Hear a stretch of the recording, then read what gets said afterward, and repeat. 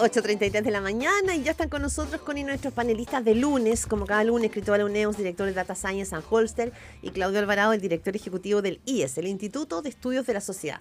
Bienvenidos como cada lunes, muchas gracias. ¿Cómo están? Bien, muy buenos días. Buena Bien. semana.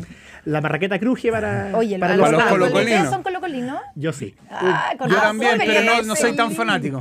¿También? Ah, pero como Sí. que te da lo mismo. Sí, como que... Porque espérate, nosotros estamos como de No, yo Colo-Colo. había traído, pero me ¿tú- saqué la chaquetita. ¿Te la sacaste por eso? ¿Para que no se entendiera como un No, apoyo? porque como que la temperatura empezó a cambiar. Pero nosotros estamos... Pero blanco mira, y negro, para los que igual estén- somos- Para los igual- que estén viendo el streaming... Igual estamos somos de blanco y negro. Estamos de blanco y negro. Ya, Sí. pero parecemos como oportunistas Sí, esto, ¿no? un poco. Me acordé de alguien que no.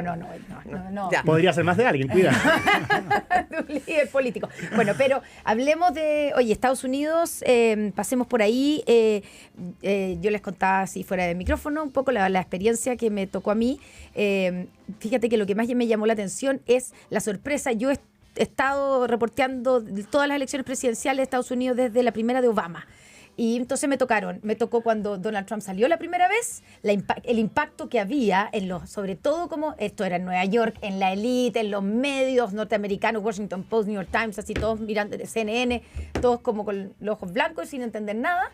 Y 8 años después pasa un poco lo mismo. Si bien había encuestas que mostraban que estaba súper apretado y que Donald Trump tenía algo de ventaja, nadie se imaginó la dimensión del triunfo. Hoy día ya sabemos que Donald Trump ganó en los 7 estados claves. Los famosos swing states, ganó los 7. Tiene 312 votos electorales, o sea, realmente arrasó y además la mayoría en el Senado y lo más probable, todavía estamos en definición, que sea en la Cámara de Diputados. O sea, aquí hay un fenómeno mayor. Y esto de ningunear un poco al electorado de Donald Trump, que se hace mucho en Estados Unidos, también se hace aquí en Chile, la verdad es que queda como sin agua en la piscina. Hay un análisis muy profundo, y quiero ponerlo sobre la mesa, de qué pasó que, como dijo Bernie Sanders, el Partido Republicano se convirtió en el partido de la clase trabajadora. ¿Qué le pasó a los demócratas que abandonaron y dejaron de conectar con la realidad real, valga la redundancia, de la gente? ¿Y qué hizo Donald Trump también en esta campaña, que fue distinta a la de 2016, que logró que más gente, no solo más gente, nuevos grupos, como por ejemplo los latinos, votaran por él? Hay una entrevista de uno de los encuestadores republicanos como más viejos que dice dos cosas que me llamaron mucho la atención. Uno es, no se puede entender el triunfo 2024 sin 2020. Él ya penetró en el 2020 en los grupos hispanos, ¿ya? De una manera muy importante que no se vio o que no se le dio tanta importancia esa vez. Y segundo, cuenta él que preguntando en las últimas semanas cuál es el evento de la campaña que más recuerdas, todo el mundo contestó Trump trabajando en el McDonald's. A ese punto le habría dado como esa sensación de que yo entiendo tu mundo, yo me preocupo de tu empleo, independientemente que lo haga después, ellos se sintieron muy interpretados por esas señales, por su discurso.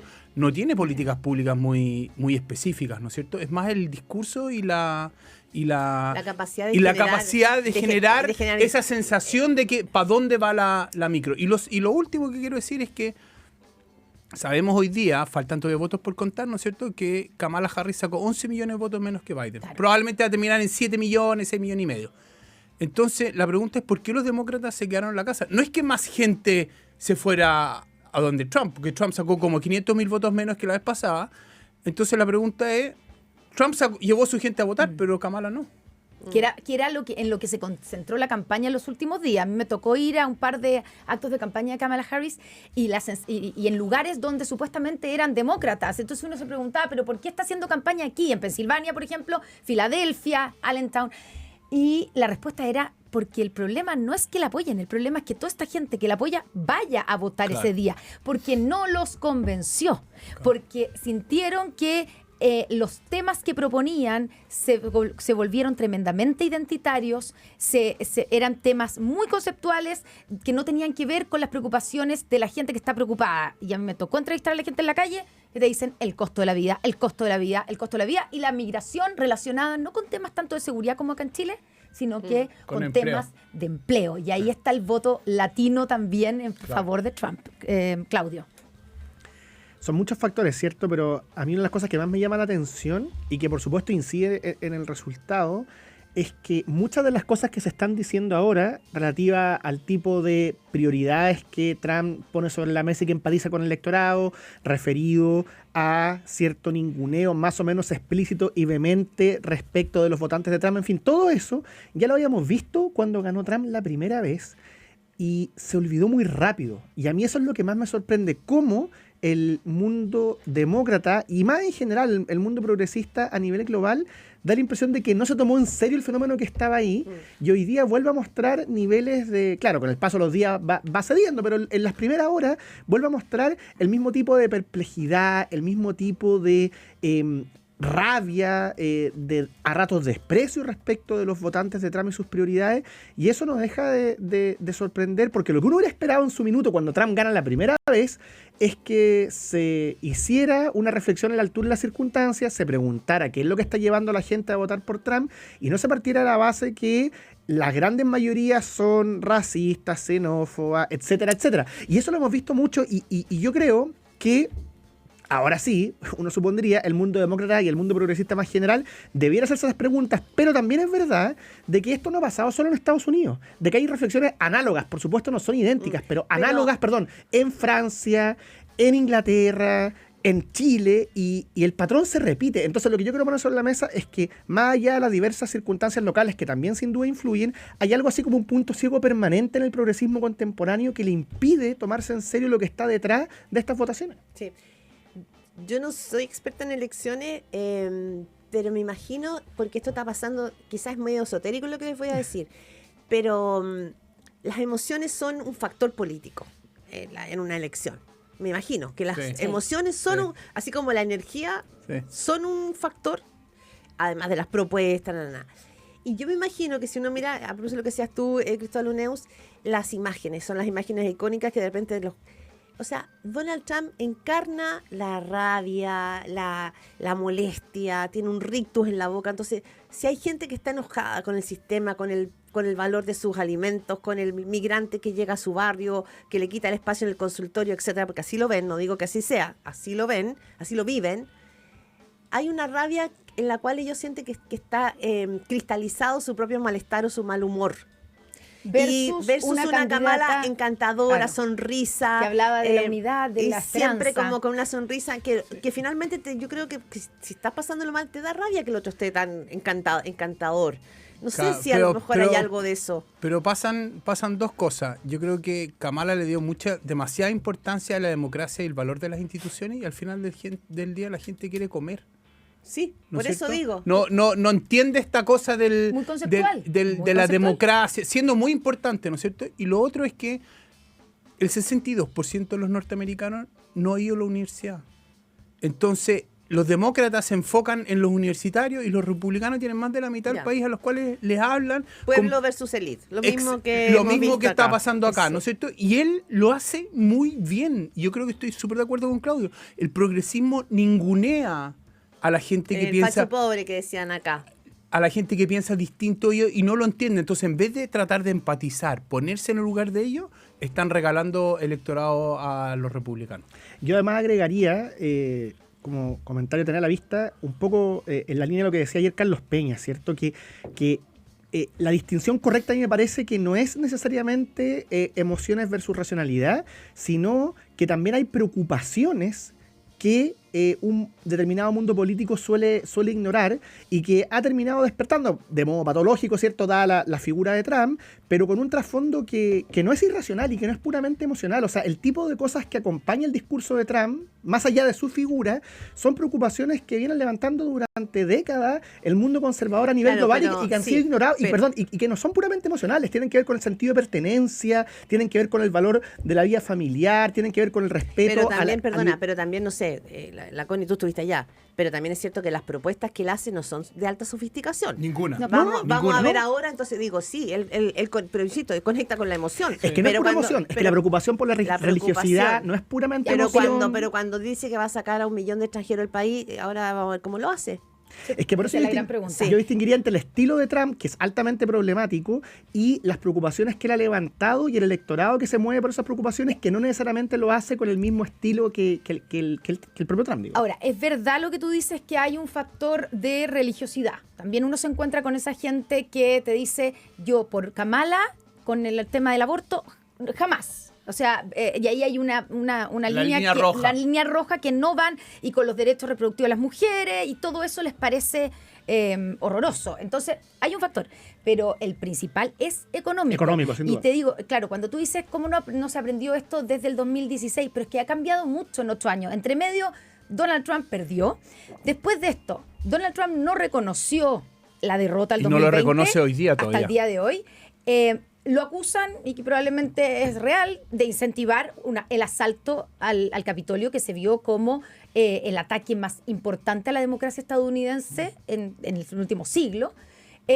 Fue condenado, no es que esté siendo investigado, fue condenado por pagarle a una actriz porno. O sea, eso, tú decís, ¿cómo se condice con todo el tema religioso y valórico? Está siendo investigado por los documentos, por el tema de los documentos oficiales, y nada de eso hace que la gente deje de votar por él. Eso es bien impactante. Yo le preguntaba a la gente, ¿pero a usted no le importa todo esto? Y la respuesta, por ejemplo, de mujeres. Yo le decía, ¿en cómo el trato de él con las mujeres? Y me decía, mira, a mí lo que haga con su vida sexual, con su vida personal, me da exactamente lo mismo. Me contestaban así, mujeres, ¿ah?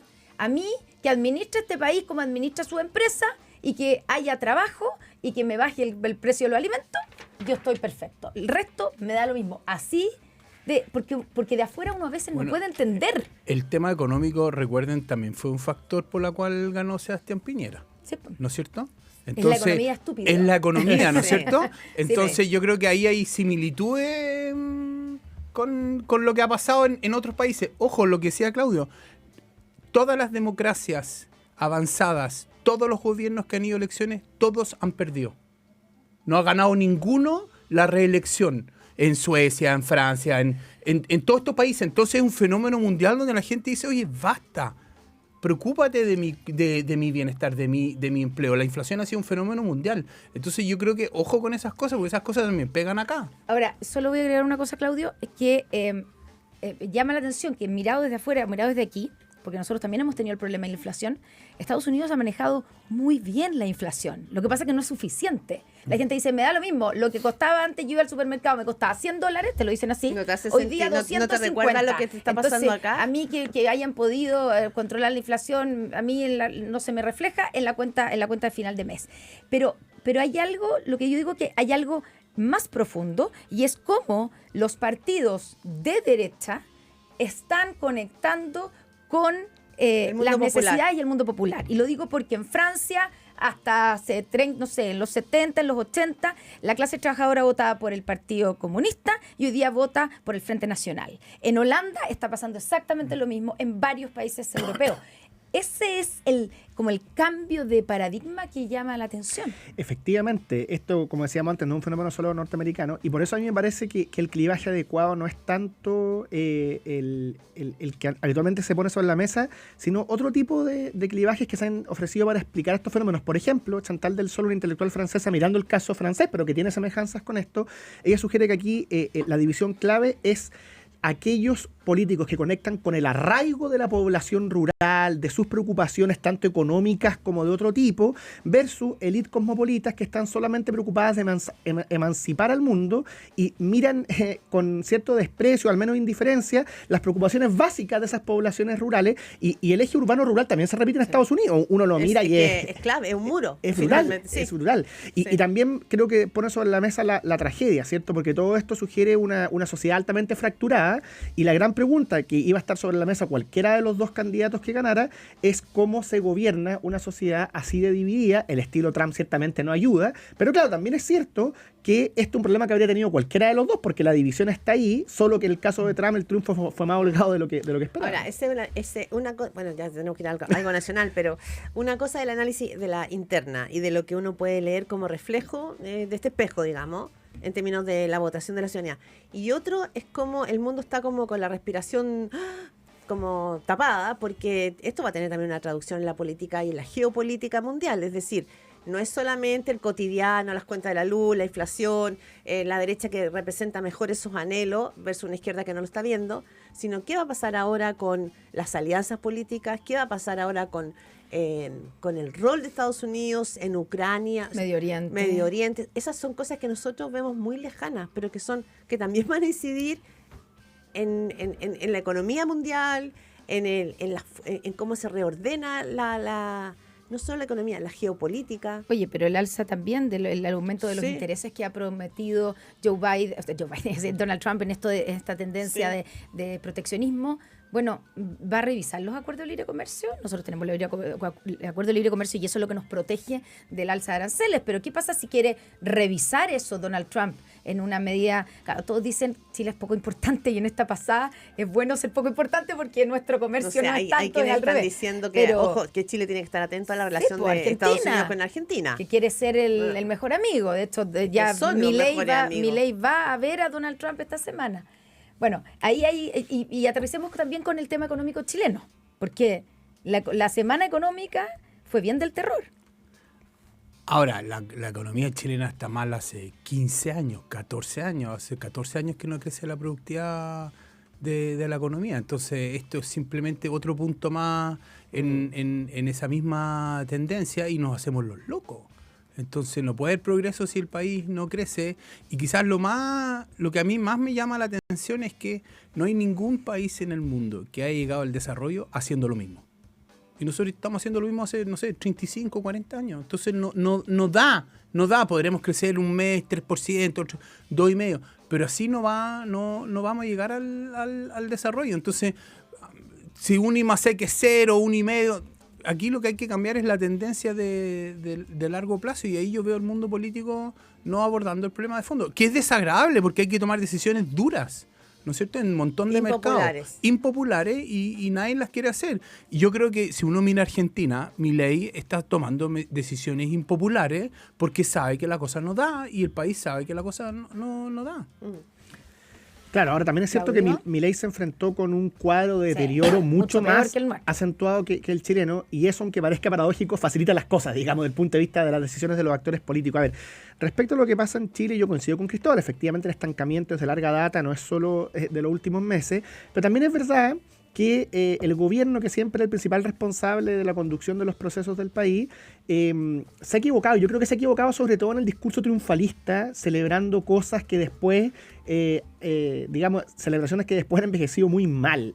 Toda esta crítica a los supuestos agoreros, estos debates entre gente del Ejecutivo y algunos economistas, yo creo que no facilita las cosas, porque lo cierto es que los índices no dan para celebrar ni hoy día, por supuesto, es muy evidente, pero tampoco cuando hace algunos meses atrás Camila Vallejo, el propio ministro Marcel, mostraban cierta jactancia de la situación que no tiene mucho sentido. Y lo que uno sí esperaría de parte del gobierno actual, pero de la clase política en general, como dice Cristóbal, es no solo una mirada más de largo plazo, una estrategia de desarrollo, la que tanto hablaba Oscar Landerreche, que nos hace falta, sino también medidas concretas para incentivar la inversión y el crecimiento, y eso también se echa en falta. O sea, falta el largo plazo, pero el corto plazo tampoco es muy claro, y eso por supuesto es una mala noticia para todos, no solamente para el gobierno actual.